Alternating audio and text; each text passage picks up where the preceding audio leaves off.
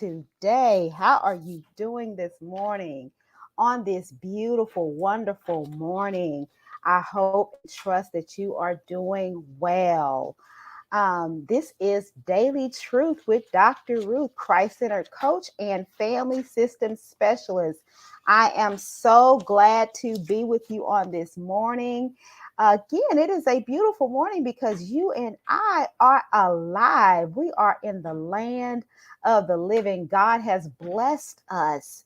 And, as always, we're talking about family and we're talking about being a leader, and whatever you do, you should have a family type atmosphere. You should even try and make your business a family type atmosphere where there's a loving environment, because a place of hostility does not promote the best work, but a place of peace and calmness will promote the best possible work and output for your team, for your organization, and especially in your home as leaders.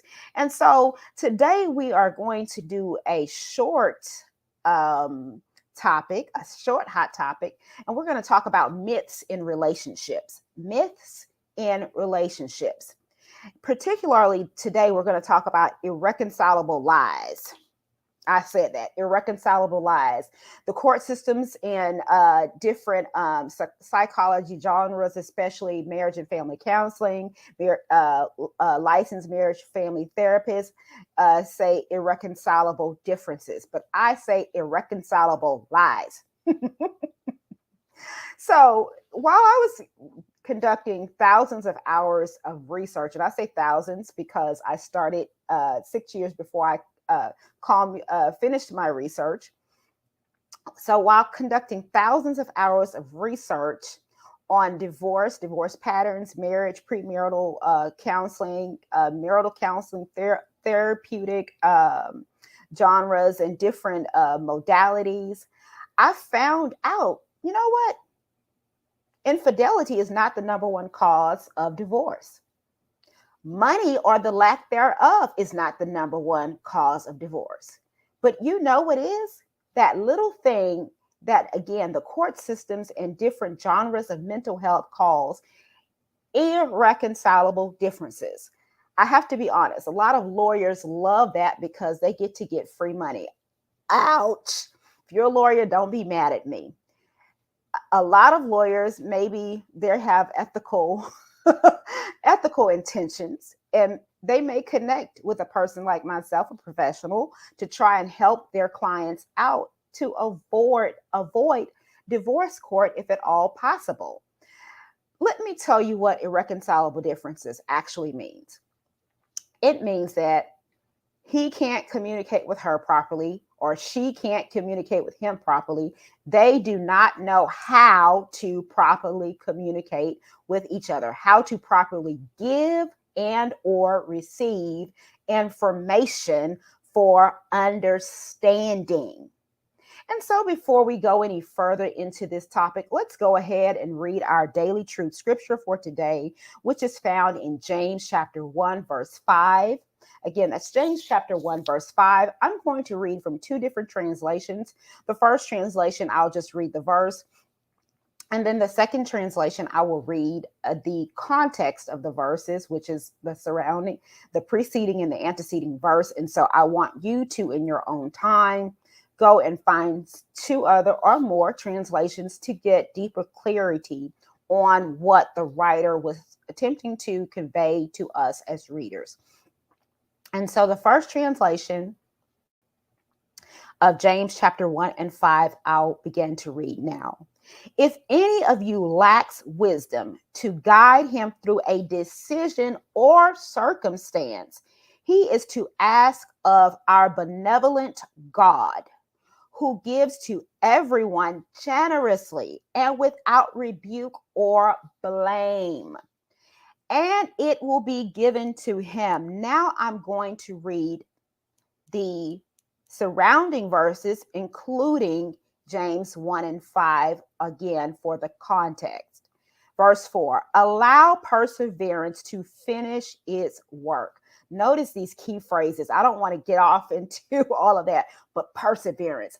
we talked about in some other episodes that marital relationships, family relationships, anything worth having, it's not a sprint, but it is a marathon. It takes time. Again, allow perseverance to finish its work so that you may be mature and complete, not lacking anything. Now, if any of you lacks wisdom, he should ask God, who gives generously to all without finding fault, and it will be given to him. But he must ask in faith, without doubting, because he who doubts is like a wave of the sea, blown and tossed by the wind. There's always a new model that's going to pass your way. There's always somebody with bigger biceps. I'm going to go here, a tighter butt, or cuter face that passes your way. But you have to make a choice for yourself that no, I'm in this for the long haul, because I realized when I said I do, I was not looking for a sprint, but a long distance run to the finish. What's the finish? The end of our lives, when we both leave and transition out of this earth through death. So let's look at 3 of 5 smooth stones, and I'll tell you about the last 2 once I finish these 3. The first smooth stone that we observe in this scripture reading, as well as the introduction about marriage and family, again, to let you know, the number 1 cause of divorce is irreconcilable differences. In other words, they just can't get along. The verses told you need to mature. Number 1, humble yourself. Humble yourself. It's a relationship. Relate. You've got to learn how to relate to the other person. You've got to seek to understand them and allow them to understand you. Don't be a hard case. Don't be someone that's hard or difficult to live with.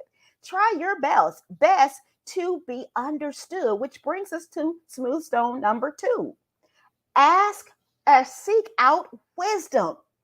Ask God for wisdom. Seek out wisdom. Seek out someone that may have been in a marital relationship that you find honorable, that you find worth gleaning from a little longer from you. And if you can't find one, seek out a professional like myself that can aid you and your spouse in this long haul, unless when you got married, you just meant to try something out. Marriage is not for the faint at heart. Again, it is a marathon, not a sprint. Last of the 3 of the 5 smooth stones that I'm going to give you on today is don't be stubborn. Don't be stubborn. Follow the wisdom on how, when, and where to communicate with your spouse. There's nothing worse than picking a holiday, a family event, the PTO meeting, the vestibule of the church, to hash out some difference or irritation that you have for your spouse. Do not criticize your spouse in front of other people.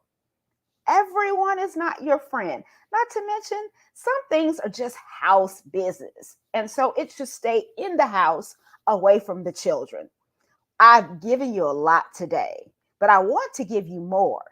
And I want to do that by allowing you to join my free masterclass on tomorrow. If you look on the screen, you'll see the link for the masterclass, and you can join, and I'll give you the last 2, which are so juicy, of those 5 smooth stones for success. Remember, there's so many myths about relationships, and I come to dispel the myth.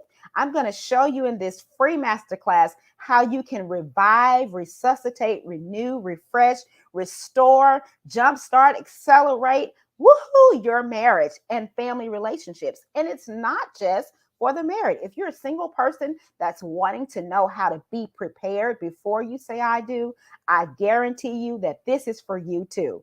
All right, I'll see you tomorrow. In the meantime, have a blessed, wonderful rest of your day. I'm looking forward to seeing you later. Bye bye.